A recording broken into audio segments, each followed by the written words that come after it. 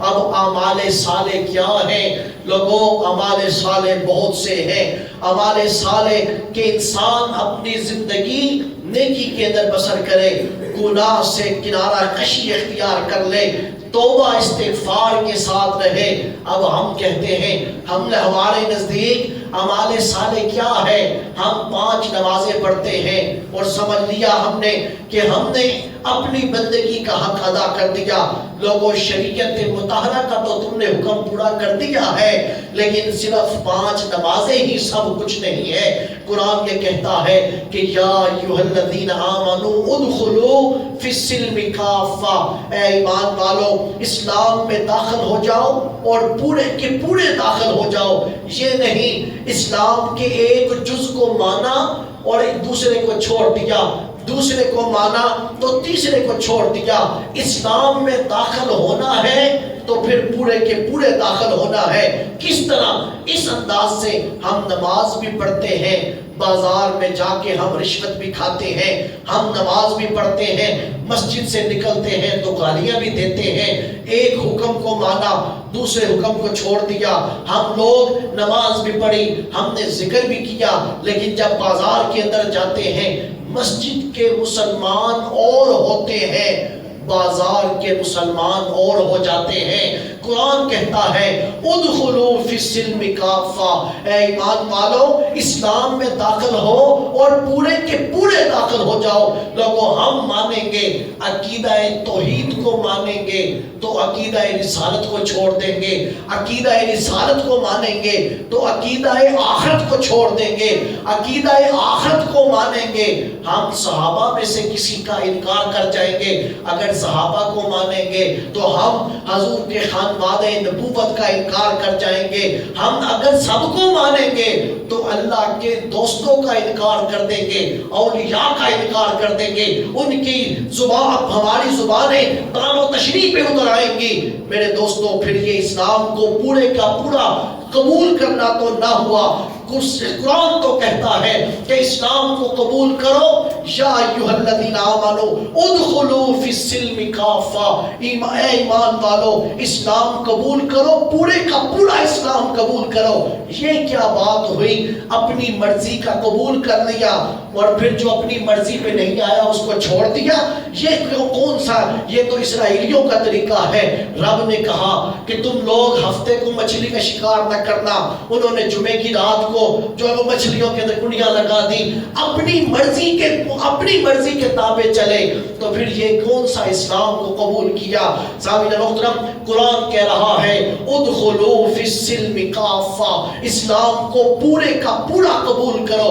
رب کی وحدانیت کے اوپر بھی یقین رکھو، رسولوں کی رسالت کے اوپر بھی یقین رکھو، نبی آخر الزمان کی ختم نبوت کے اوپر بھی ایمان رکھو، حضور کے غلام حضور کے صحابہ کے ادب احترام اپنے پیش نظر رکھو، خانوادہ نبوت کے جوتیوں کے ساتھ لگنے والی مٹی کو اپنی آنکھ کا سرما بنا لو۔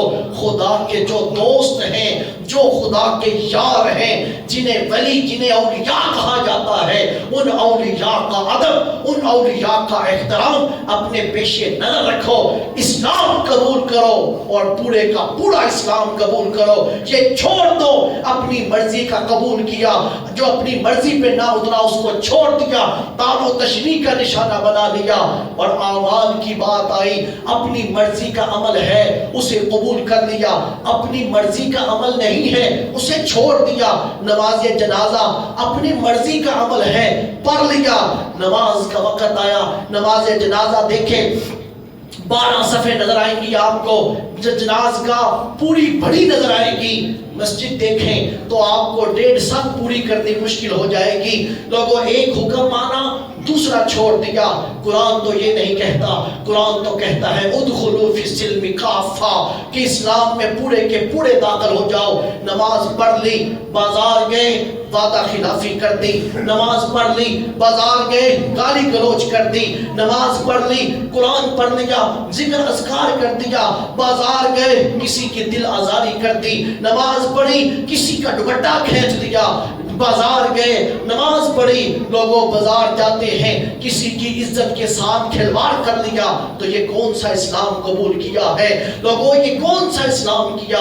قرآن کہتا ہے ادخلوا فی السلم کافہ، یہی وجہ ہے ہم نمازیں بھی پڑھتے ہیں، ہم ایڑیاں بھی رگڑتے ہیں، لوگوں ہم نے اپنے ماتھے بھی کالے کر لیے، لیکن مرتبہ ولایت کی چاشنی ہم نے محسوس نہ کی، خدا کی محبت کی چاشنی ہم لوگوں نے محسوس نہ کی۔ ہم لوگوں نے اپنے دل میں، ہم نے نماز مجبوری سے پڑھی، نماز ہم نے مجبوری سے پڑھی، نماز خدا کی محبت میں نہ پڑھی۔ کیوں نہ پڑھی؟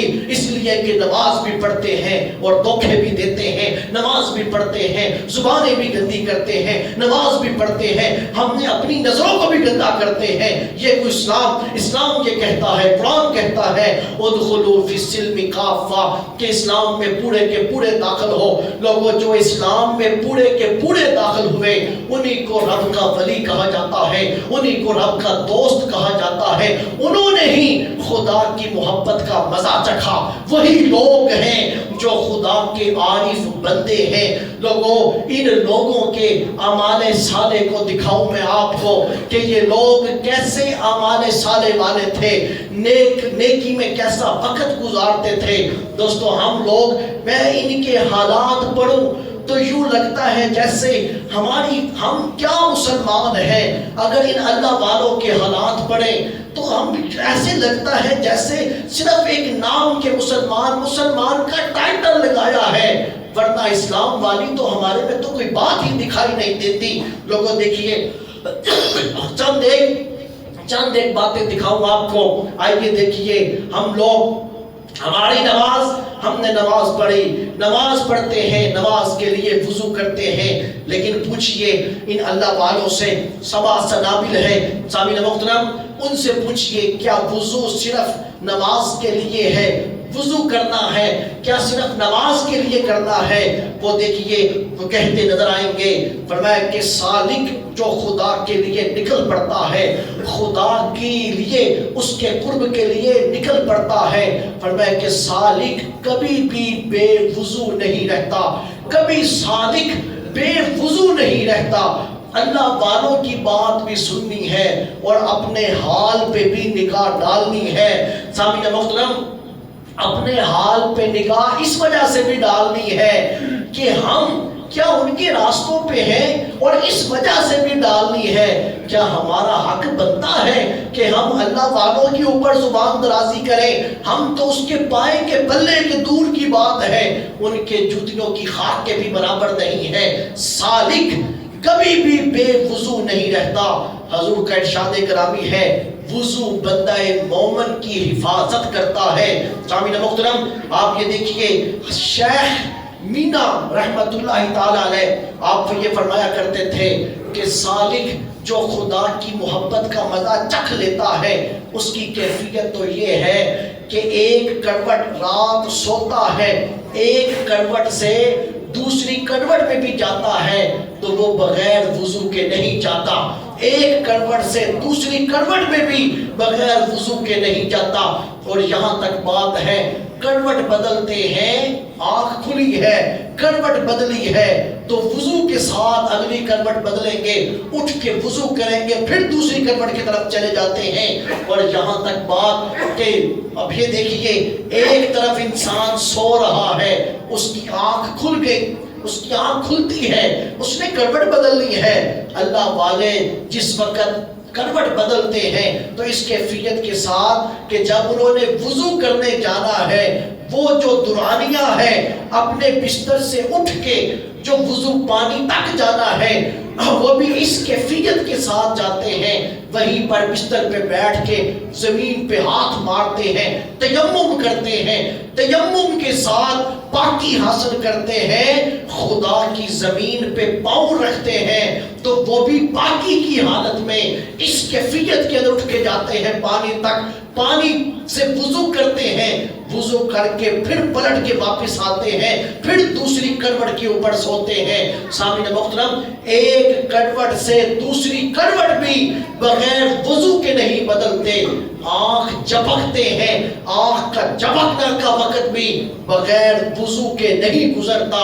اور ایک ہم ہے کہ ہماری صرف وضو ہے تو 5 نمازوں پہ ہیں، اور جس کی وہ 5 بھی نہیں ہے اس کا وہ بھی وضو نہیں ہے۔ دوستو یہ دیکھیے، فرمایا کہ اسی لیے بزرگان دین کہتے ہیں، اور حضور کی حدیث یہ بات بھی ہے، حضور نے فرمایا رات جو انسان وضو کے ساتھ سوتا ہے، رات وضو کے ساتھ گزارتا ہے، وضو کر کے رات کو سوتا ہے، اس کی روح، اور یہ یاد رکھیے گا کہ روح بندے کی رات کے وقت کہیں نہ کہیں گردش میں رہتی ہے۔ انسان کو جو خواب آتے ہیں وہ خواب بھی روح کی گردش سے آتے ہیں، یہ یاد رکھیے۔ اور حضور نے ارشاد فرمایا جس وقت بندہ باوضو سوتا ہے، وضو کر کے سوتا ہے، 2 روایات ملتی ہیں۔ ایک میں ارشاد فرمایا کہ جب بندہ باوضو سوتا ہے بندے کی روح ساری رات کعبۃ اللہ کا طواف کرتی رہتی ہے۔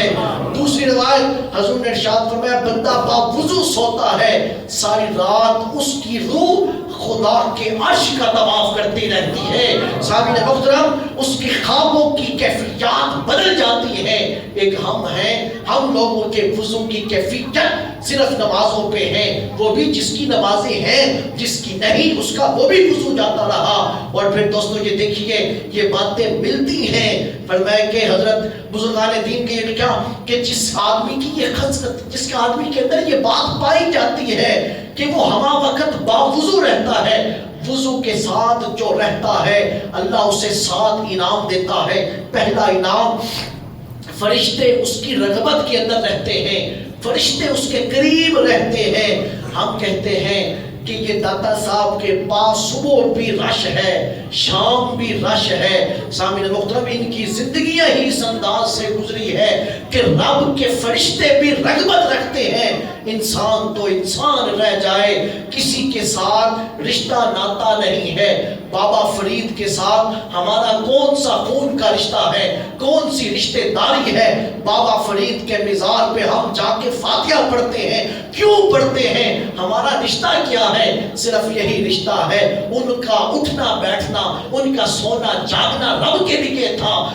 انسان تو انسان رہ گئے، رب کے فرشتے بھی اس کی طرف رغبت رکھتے ہیں۔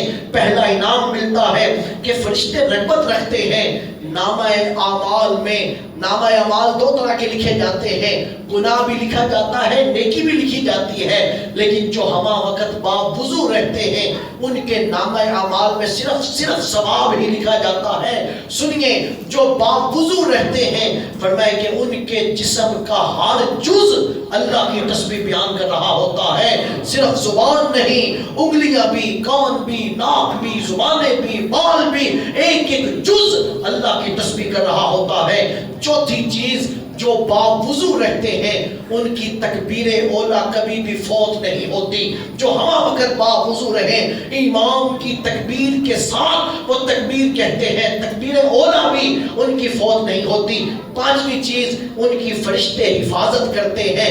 کس چیز سے حفاظت کرتے ہیں؟ اس چیز سے جو آئے روز ہم یہ کہتے ہیں کہ خون کے چھینٹے پڑے، ہمیں خوف آتا ہے، ہمیں اس طرح کی چیزیں دکھائی دیتی ہیں جس سے ہمیں ڈر لگتا ہے۔ فرشتے حفاظت کرتے ہیں دیواؤں سے، آسیائب سے، پڑیوں سے، جو ہے وہ شیطانی حملوں سے فرشتے حفاظت کرتے ہیں۔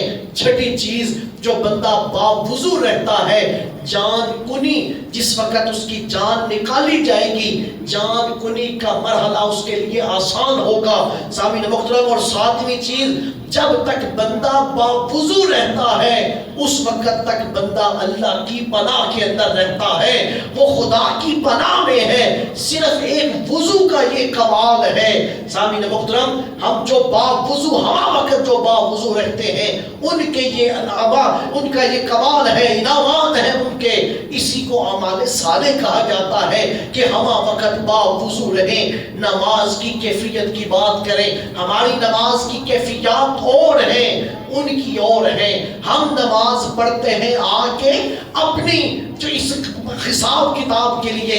لیکن لوگوں جب یہ لوگ نماز پڑھتے ہیں تو نماز ان کے لیے خدا کی ملاقات کا اسٹیشن ہے، خدا کی ملاقات کا ذریعہ ہے. حضرت امام زین العابدین کا رنگ متغیر ہو جاتا جب آپ نماز کے لیے کھڑے ہوتے تو رنگ متغیر ہو جاتا. لوگ پوچھتے امام آپ کا رنگ کیوں متغیر ہو جاتا ہے؟ فرمایا کہ اس ذات کے سامنے کھڑا ہونے جا رہا ہوں جو بادشاہوں کا بادشاہ ہے. اس کے سامنے کھڑا ہو بندہ اور رنگ متغیر نہ ہو، یہ کیسے ممکن ہے؟